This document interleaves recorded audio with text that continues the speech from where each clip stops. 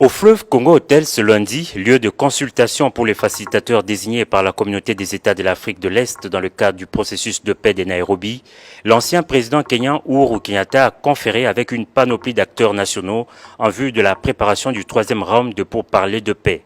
Avec le bureau de l'Assemblée nationale conduit par son président, les échanges étaient conviviaux.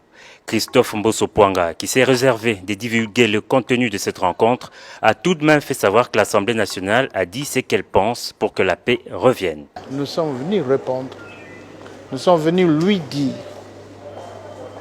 ce que nous pensons pour que la paix revienne d'une manière durable et définitive en République démocratique du Congo.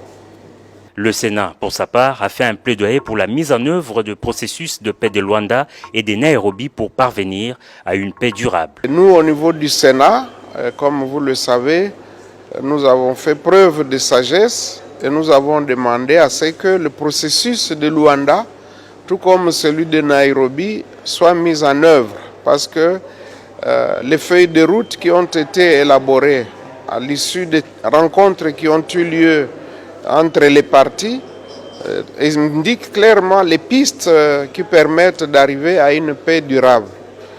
C'est pour cette raison que nous avons dit que pour nous, toutes les voies qui peuvent nous conduire à la paix sont les bienvenues.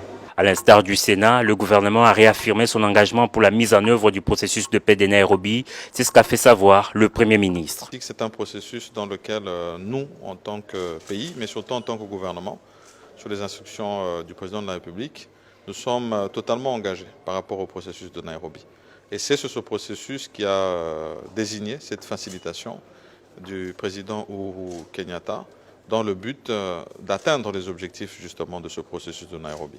Ce processus sont très clairs.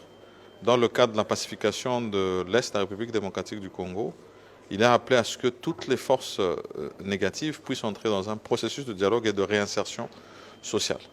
Et nous avons, nous, réaffirmé cette position en demandant à ce que cet engagement pris soit respecté de toutes les forces. Peu avant, le facilitateur avait reçu les membres de la société civile du Sud Kivu qui ont fait une série de recommandations, parmi lesquelles la création d'un tribunal spécial pour la RDC. Les consultations sont poursuivies tard dans la soirée avec les chefs des missions diplomatiques, les représentants des 5 pays membres du Conseil de sécurité des Nations Unies et d'autres forces vives de la nation.